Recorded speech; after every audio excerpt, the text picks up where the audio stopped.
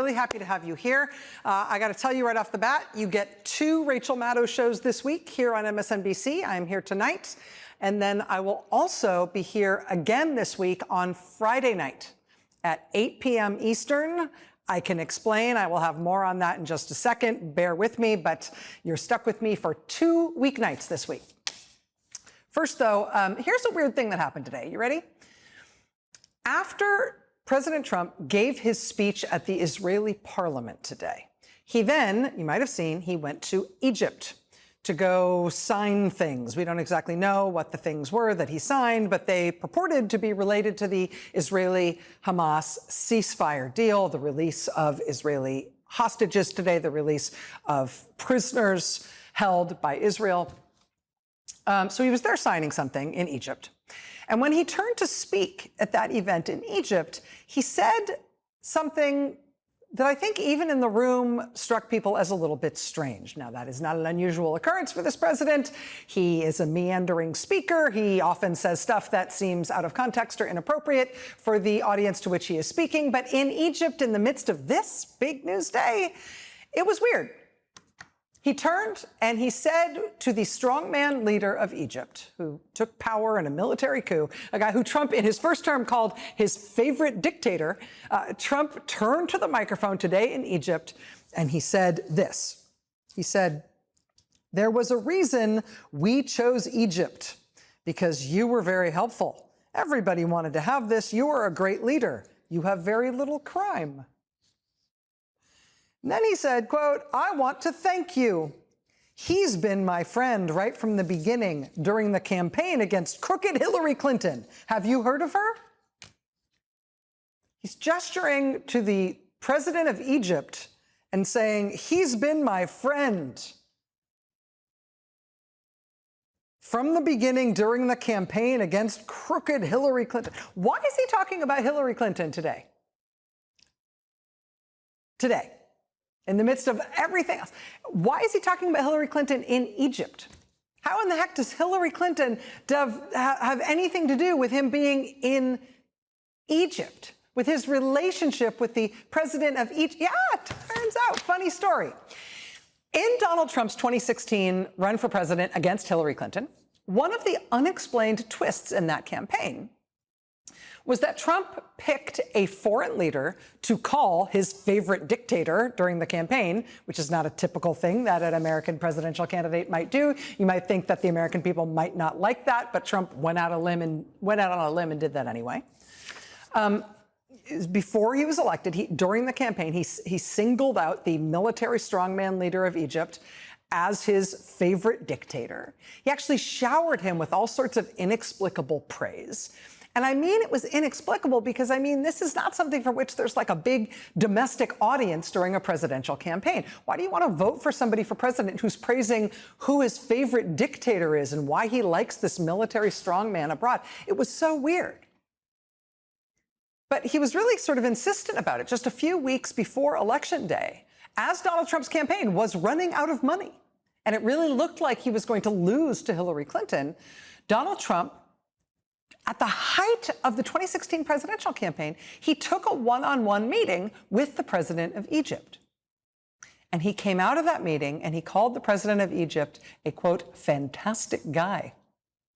He promised him that if he, Donald Trump, was elected president, the United States would be a, quote, loyal friend to Egypt. And then when Trump, in fact, was elected, he very much made good on that. He brought the president of Egypt to be one of his first guests at the White House. Egypt, really? He showered him with totally unqualified praise. What's that about? Then he gave Egypt nearly $200 million that his own Trump-appointed State Department leadership opposed him giving. Then he gave them more than $1 billion after that. He just loved the president of Egypt. Couldn't do enough for the president of Egypt. Couldn't say why he loved him so much, but he just kept pouring it on. What was that about? I want to thank you. Another one. We've been my friends right from the beginning during the campaign against crooked Hillary Clinton. That was today. He's been my friend right from the beginning during the campaign against crooked Hillary Clinton. I want to thank you. Something about his love for Egypt's president goes back to his campaign against Hillary Clinton in 2016. What could that be? Oh, right. Last year, there was landmark reporting from the Washington Post, including our own Carol Leonnig, about one of the Justice Department investigations into Donald Trump that was shut down by his appointees once he became president. This was the headline, quote, $10 million cash withdrawal drove secret probe into whether Trump took money from Egypt. Now, when this story was published by the Washington Post, Trump's campaign, of course, called it fake news. But here's what that reporting said. During his campaign in 2016 against Hillary Clinton, the Trump campaign really had run out of money. His advisors were begging him to put in more of his own money into the campaign, and he was reportedly saying, no, he couldn't do it, or at least he wouldn't do it. But then he met with the president of Egypt, this inexplicable meeting he took at the height of the campaign with the president of Egypt. And somehow, shortly thereafter, he changed his mind about how much money he could give to his campaign. Yes, suddenly he could give $10 million of his own money to his campaign in the last crucial weeks before the election. He had somehow come up with $10 million that he felt he could afford to give his campaign. Interestingly, at the time, it was little noticed, but he said he would give that $10 million as a loan, not as a donation, so that meant he would expect to be paid back that $10 million. Donald Trump, at the very last minute, supercharges his 2016 campaign with a $10 million loan right at the end. He then does win the election. Does Donald Trump ever get that $10 million back? That $10 million that he may or may not have been good for? I don't know. But the Justice Department reportedly found that 5 days before he was inaugurated, mysteriously, an organization linked to the Egyptian intelligence service withdrew almost exactly $10 million in cash from the National Bank of Egypt. They stuffed bundles of $100 bills into two huge bags that weighed a combined 200 pounds. It was nearly all the US dollar cash reserves that the Egyptian government had. 200 pounds of cash, $10 million cash, loaded into bags and taken out of the National Bank of Egypt. And poof, nobody knows where that money went. Now, for seasoned investigators, like you'll find in the upper echelons of the U.S. Justice Department, it is theoretically possible to find where money like that might have gone. But under Bill Barr, the Trump Justice Department shut down that investigation, so the relevant bank accounts were never looked at. What potentially could have been a gigantic bribe to Donald Trump to aid his 2016 campaign was never traced. And so no one knows to this day officially why exactly Trump, all these years later, is still thanking the strongman leader of Egypt for something he did to help Trump in his 2016 campaign against Hillary Clinton.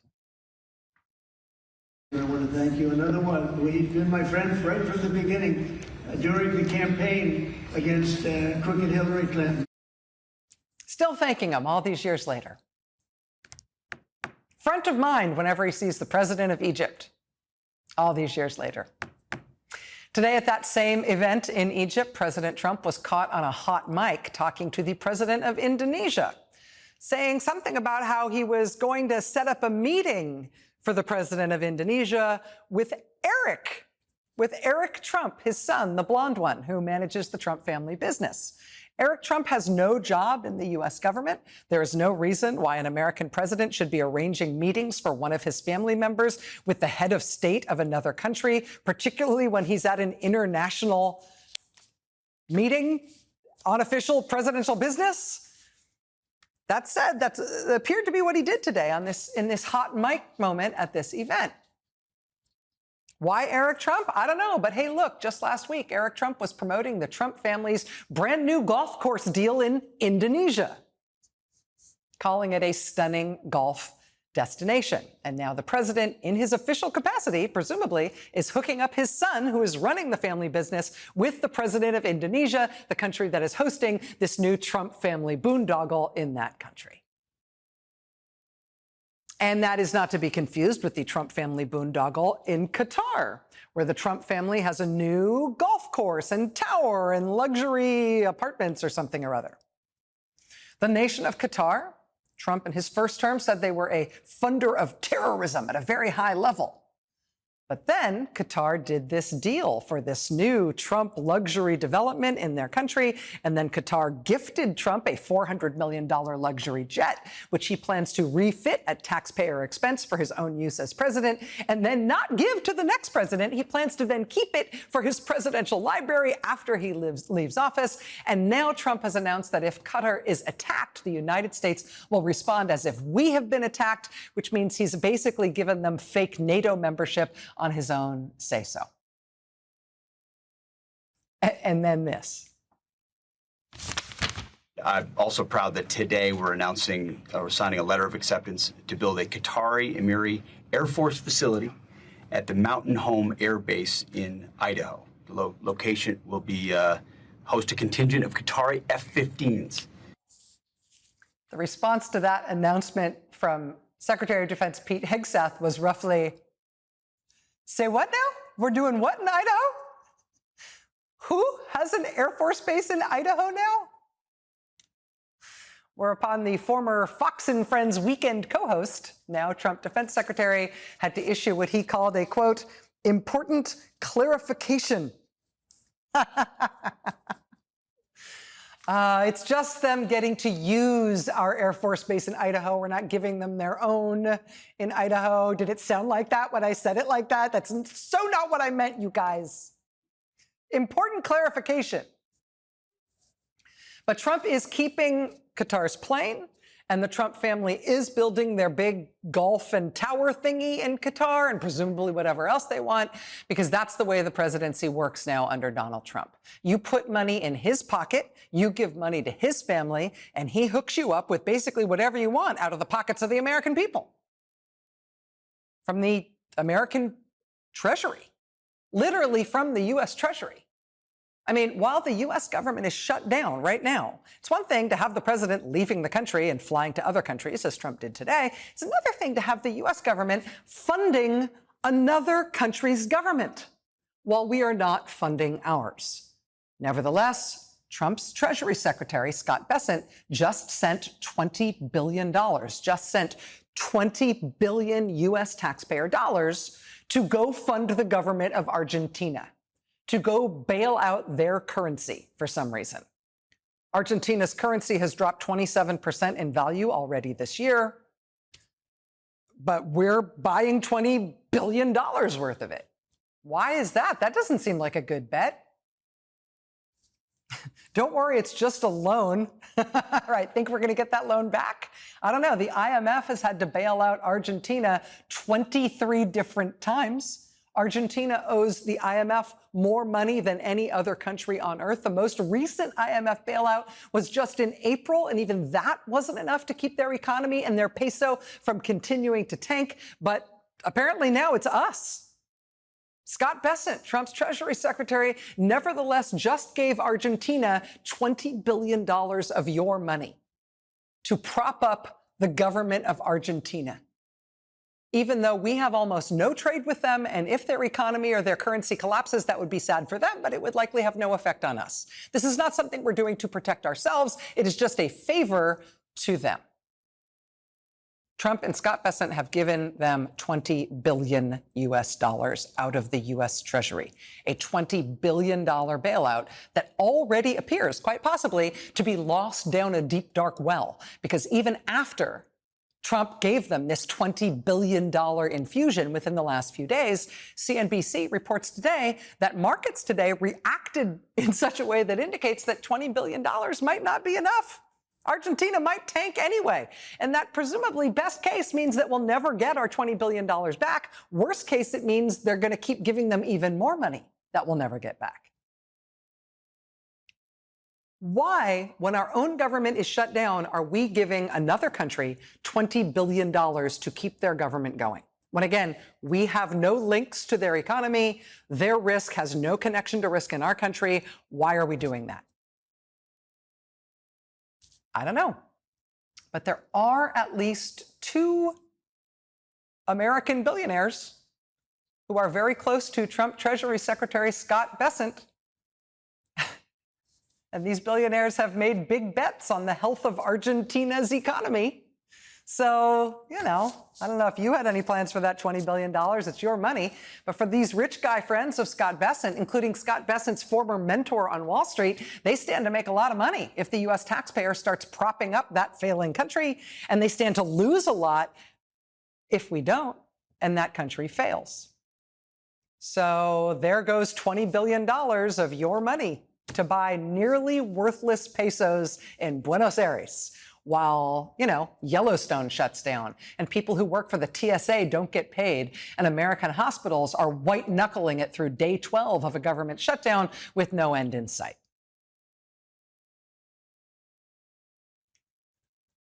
The news right now, what's going on right now, this is why every opposition movement to every authoritarian government everywhere on earth focuses on the corruption and the self-dealing and the self-enrichment of the supposed strongman leader and inevitably his family and his ne'er-do-well sons-in-law and his cronies, right? What happens when you lose the rule of law? What happens when you lose a professional government? What happens when the democratic right to replace your leaders is taken away from you? What happens is that the strongman and his family and his sons-in-law and his cronies, they all make sure that they get very rich. They use the government of the country to get themselves very, very rich. And they think they don't ever have to answer to anyone ever.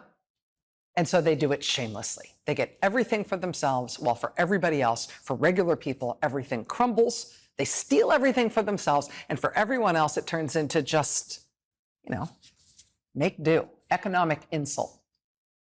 And the hollowing out of anybody else having any meaningful chance at anything. And if you don't like it, the one thing they'll be very good at serving up is repression. I mean, in a country that is losing its democracy, what are you going to do? What are you going to do? Complain? Yes, actually. Yes, it turns out the American people, at least, are going to complain about it, particularly about the masked secret police force brutalizing people in the streets part of it, which we are experiencing right now. The American people are going to complain about that in every way they know how, including while they are dressed in inflatable Tyrannosaurus Rex costumes, and when they are dressed up as frogs and unicorns and axolotls and bananas, so many bananas, and peacocks and pandas and raccoons and spacemen and lobsters and sharks, we will protest and mock you while dressed up as mushrooms and Pokemons and SpongeBob SquarePants, and while dressed up as Bob Ross, as Bob Ross the painter, wearing a Bob Ross wig, painting the ongoing protests around us. Protesters in Portland this weekend blew bubbles at ICE agents and hula hooped at them. They formed a flash mob to do a coordinated dance performance of the Cha-Cha Slide. They held formal afternoon tea services. They went, quote, ice fishing. They tied donuts to poles and pretended to lure federal agents with those delicious sugary pastries. This form of absurdist resistance and protest and mockery in Portland started with a guy in a chicken suit showing up at the ICE headquarters every day, and one guy in an inflatable frog costume showing up at the protest every day and not backing off, even when the masked Trump goons pepper sprayed the inflatable frog. In Portland, Oregon, they have been laughing at the fact that Trump was trying to justify sending in the troops by saying this was a war-ravaged city, by showing in every way they know how that Portland is just as wonderful and weird as it's always been. By this weekend, what local Portland residents were calling Operation Inflation, they had dozens of people out dancing and protesting in inflatable chicken suits and dino suits and mushroom suits and the yips, the guys from everything, right? They had a brass band out among the protesters, most of whom were wearing banana suits themselves. At least some members of the Banana Bloc brass band were pepper sprayed by federal agents because God forbid there be a band. At least one member of the band was arrested while committing the crime of playing the clarinet. And because Portland is Portland, where every year they hold a naked bike ride, because A, why not? And B, to show the vulnerability of cyclists. So drivers take care to not hurt cyclists on the road. That is the basic idea of the weird and wonderful annual Portland Naked Bike Ride. This weekend, they did an extra one. They held what they called an emergency naked bike ride, an extra one this year. Oregon Live reports that at the start of it at the Oregon Convention Center, where it was 53 degrees, there were about 1,000 people turned out for the emergency naked bike ride. By the time people got to the Portland Ice Facility, there were several thousand people on bikes in various states of undress, protesting against Trump and ICE and him wanting to send troops into that city. Have you ever loved Portland more than you do in this moment? People turned out in big numbers in Williston, Vermont this weekend, where they are trying to expand the ICE facility there, and locals say they are having none of it. In Memphis, Tennessee this weekend, U.S. military veterans set up an encampment at City Hall to protest Trump sending troops to that city. In Columbia, Missouri, this weekend, people from the excellent local music scene came out to protest and essentially play a live protest show at City Hall after ICE came in and took the guy who does security at the Blue Note and the Rose Music Hall, those legendary music venues in Columbia, Missouri. In Chicago, we're going to speak tonight with the Reverend David Black, who has been part of protests in that city and has been pepper sprayed and shot in the head with pepper balls while he was in the act of praying. Today, Chicago community leaders led a protest at the ICE facility in Broadview. Democratic Congressman Raja Krishnamurti asked to be let into that facility, to see that facility. As a member of Congress, they're supposed to let him do that under federal law, but today they would not let him inside. We're going to talk tonight about the remarkable, very moving Catholic Eucharistic procession that happened at that ICE facility yesterday with Catholic priests and nuns, more than 1,000 Catholics supporting that procession as the priests were turned away from that facility as well. We're going to be speaking with Pastor David Black again here in just a moment. We're also tonight going to speak with one of the founders of Indivisible about what are expected to be absolutely massive No Kings protests this weekend. This is happening this Saturday, October 18th, all over the country. These protests this Saturday, as I said, they're going to happen everywhere in more than 2,000 locations. If past is prologue, this is on track to be one of the largest protests in American history this Saturday. So we've got all that coming up this hour. A lot to get to this hour. One last thing, though. Let me just take one point of personal privilege here before we get to those stories and to our guests tonight. I mentioned right at the top of the show that there are going to be 2 Rachel Maddow shows this week. I'm here tonight, right now, like you're used to seeing me on Monday nights. But I'm also going to be here on Friday, doing another show Friday at 8 p.m. That is because Friday at 9 p.m., this is the night before the big No Kings protests, Friday at 9 p.m., I've got a new documentary that we are premiering here on MSNBC. So that is why I'm going to be here Friday. I'll have a special Rachel Maddow show, 8 o'clock. We're going to show that doc at 9 p.m. As you might know, I changed my schedule here at MSNBC over the last couple of years. I'm generally here just one night a week now instead of being here every night. The reason I made that change in part is because I want to spend my working hours working on a lot of different stuff right now beyond the nightly TV show that I was doing before. So that includes this new documentary that I'm going to show on Friday. That includes books that I've done, podcasts. Tonight in Manhattan, the Edward R. Murrow Awards are being given out. It's a big, important journalism award. I am not there at the awards tonight, accepting one of those awards. I'm not there because I am here live with you. But tonight my podcast, Ultra, is getting an Edward R. Murrow Award, which I have to say I'm really proud of. I don't generally believe in awards and things, but this is a big deal. If you haven't listened yet to Ultra Season 2, I hope you will. I think it's helpful for where we are in this moment. I think it's one of the best things I've ever done creatively. But that podcast, Ultra, which is winning that award tonight, also the next podcast that I've got coming out before the end of this year, which I haven't told you about yet, and this documentary that I've got coming out on Friday, they are all a part of the same thing to me. They're all part of what I consider sort of to be my work right now in this moment, which is that these are all different stories, different lessons about how to fight really hard fights in America, how to fight the government when the government is doing terrible things, how to fight authoritarian movements in this country. This has been sort of a series for me.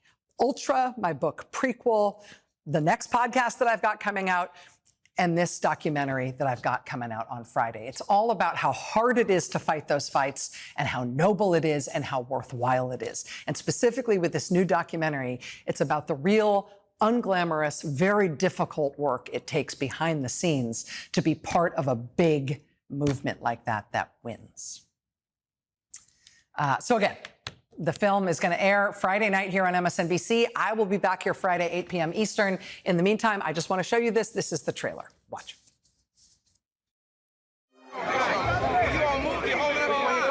It didn't look like a promising job. Now I will call for Andrew Young, that dedicated leader. Nobody really wanted to go work for Martin Luther King. He had been stabbed, bombed, jailed, and he didn't have any money. The Southern Christian Leadership Conference spearheading the passive resistance movement. Martin Luther King was looking for an assistant to do all the dirty work. When there was something that needed to be done and nobody wanted to do it, that was my job. We will use the dogs if they start drawing knives again. We will use the holes. We don't intend to quit this fight until we get our situation resolved. My assignment was to find somebody to negotiate with. They were looking for a fight. We say to all of the Jews and next, they'll get burned before it's over with. Somebody came up behind me and hit me. I remember somebody kicking me in my stomach, and I felt around looking for a sore place, and there wasn't any there. We were soldiers. Soldiers without violence, without hatred. This is a revolution that won't fire a shot. I was expected to oversee all of the things that were going on. We are marching for you. A shot rang out. He fell. When I saw him, there was no hope. The last thing we agreed on was that we had to take the movement into politics. Congressman Andrew Young. Andrew Young has emerged. Young drew louder applause than the president. Andy Young is the best. Certainly no stranger to controversy. Ambassador Young acted on his own. I've been through many dangers, toils, and snares. If I had to take a few kicks and licks to get a Civil Rights Act, I'd do it any day of the week. That's what I call the dirty work.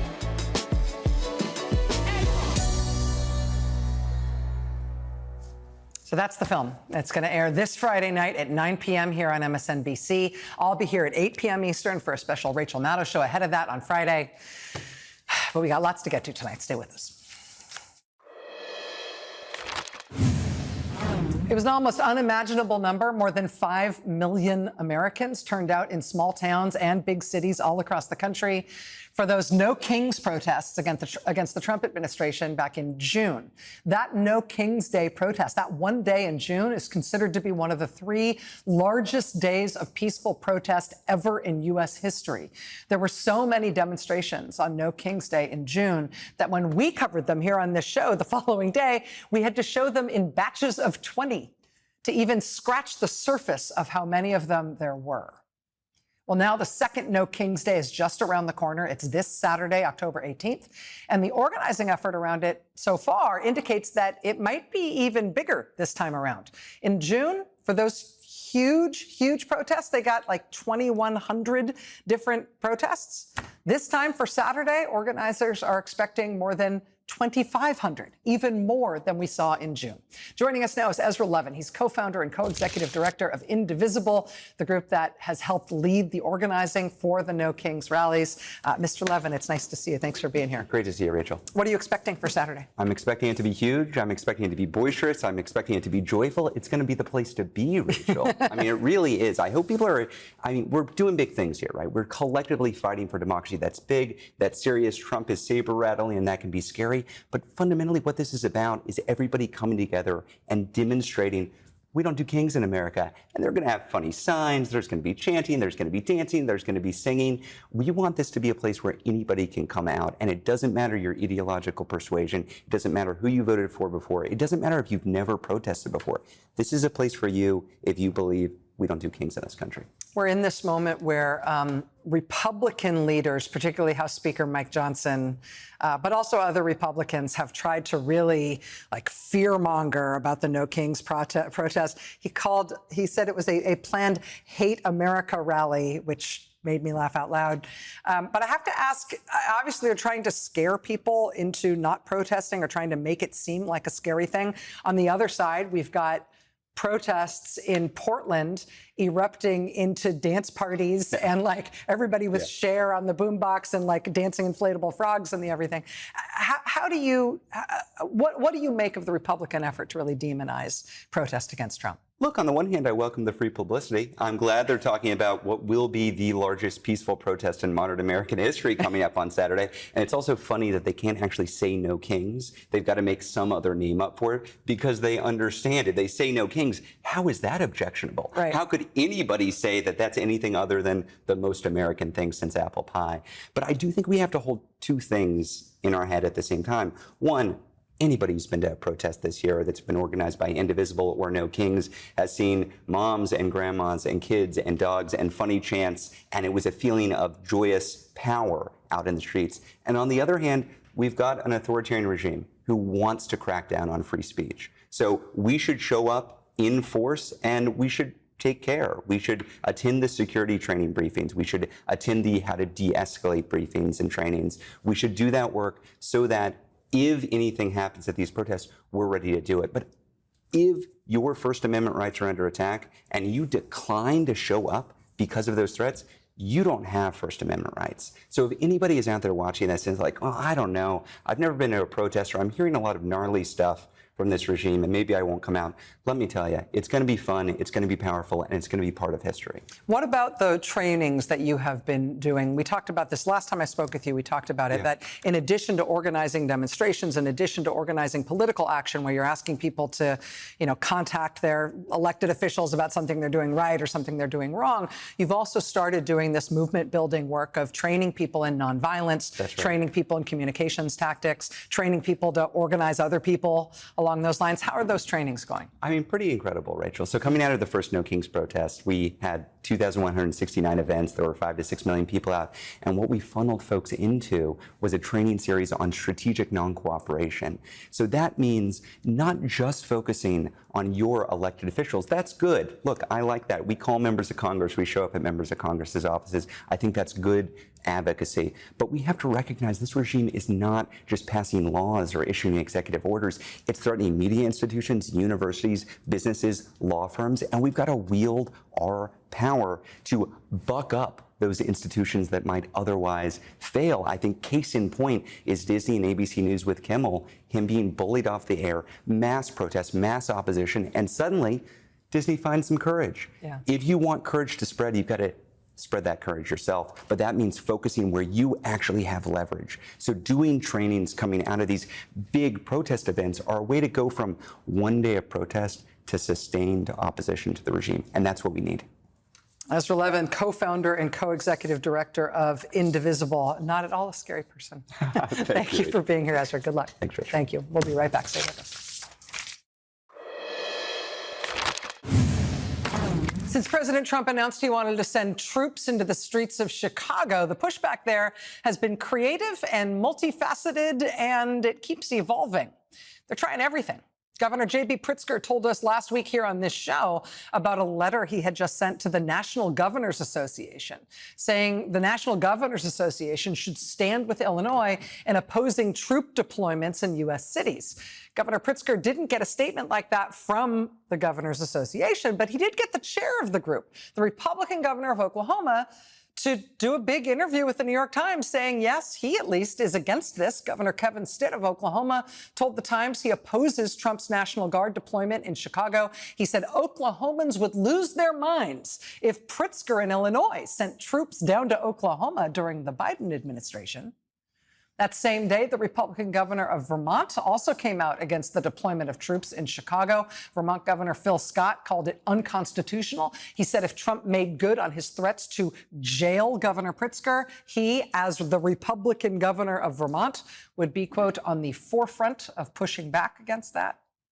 Meanwhile, the people of Chicago have continued to show up to make it clear they don't want troops deployed to Chicago, and they are opposed to what the Trump administration is doing in their city. Chicagoans have marched in big protests in downtown Chicago, including a couple of huge ones just in the last few days. They've also adopted the cheerfully absurd tactics that we've been seeing in Portland, Oregon, showing up in big inflatable cartoon costumes. We're seeing scrappy neighborhood responses in places like Albany Park, where neighbors sounded the alarm as federal agents made stops in that neighborhood until eventually the agents left. At a church in the Rogers Park neighborhood, we saw neighbors forming a human chain around the church to protect the church's parishioners as Trump's immigration agents lurked outside the church while Mass was ending. Outside a Chicago ICE facility yesterday, there was yet another prayer protest against what Trump's agents are doing in Chicago. Over 1,000 people joined a delegation of Catholic priests and nuns this weekend as they held a Eucharistic procession to that ICE facility. That's not just a protest, that's a Catholic religious rite. Those priests and nuns marched to that ICE facility with the Eucharist in the hopes of delivering Holy Communion to Catholic prisoners there. ICE refused to let them do it.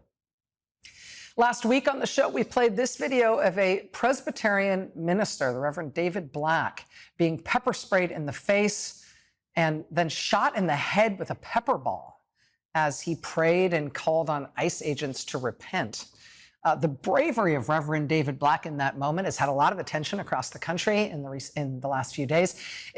That video, though, also became part of a new lawsuit against federal agents in Chicago. So far, the case involving Reverend Black has already resulted in a judge putting strict new limits on Trump's federal agents, using weapons like pepper balls and tear gas against protesters and journalists. Pushback of every kind, one way or another, always works. Reverend David Black joins us here next. Stay with us.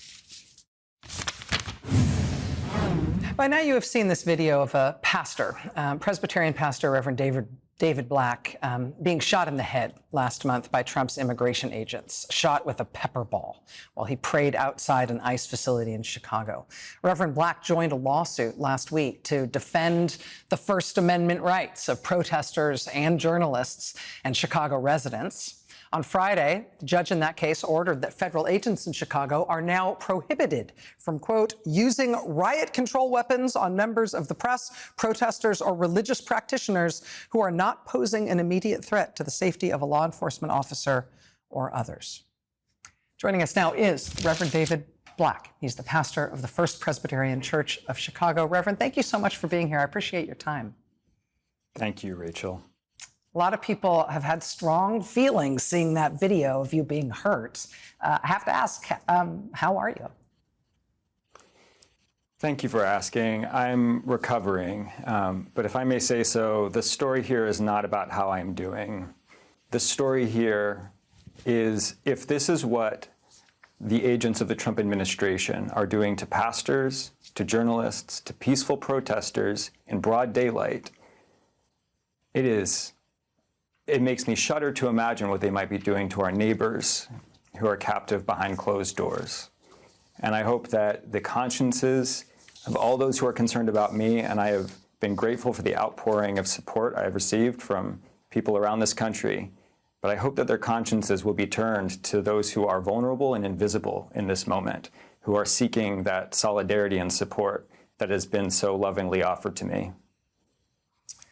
Your congregation is among the many faith organizations in Chicago that have responded both with leadership but also your membership in terms of turning out.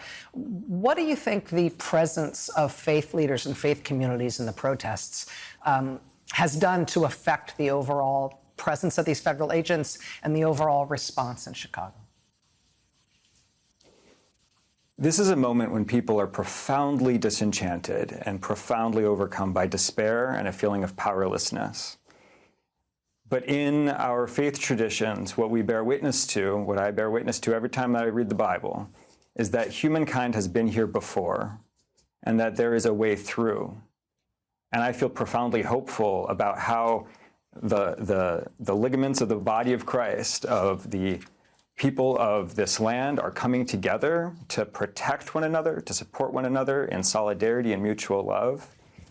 And faith leaders showing up at these protests to minister. I came not as an organizer or even necessarily as a protester, but as a pastor.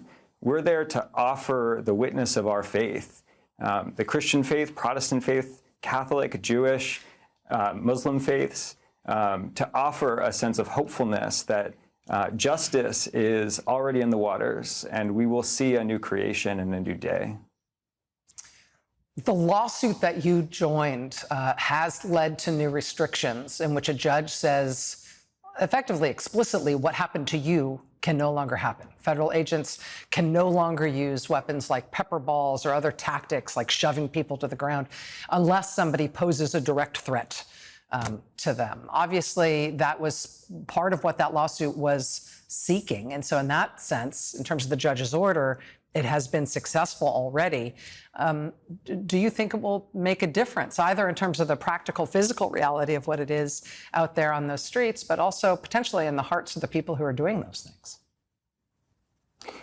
Well, ICE agents in a Chicago community deployed tear gas on civilians yesterday.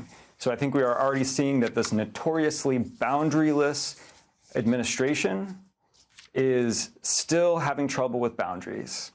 But I am so grateful for all of the valor of the protesters, the lawyers, the teachers, the clergy who have showed up to make this legal ruling a reality, because it is a step in the right direction. And I hope that it will continue to summon the consciences of people throughout this land to seek more justice and more accountability. The Reverend David Black, pastor of the First Presbyterian Church in Chicago. Sir, thank you for your time. I'm glad you're okay. Thank you, Rachel. We'll be right back. Stay with us. Quick reminder that I'll be back here this week, Friday night at 8 p.m. Eastern for a special show ahead of my new documentary. The show's at 8 p.m. Eastern. Then the movie, Andrew Young, The Dirty Work, starts at 9 p.m. Eastern on Friday. I'm really proud of this thing. I hope you'll come back Friday night to watch with me.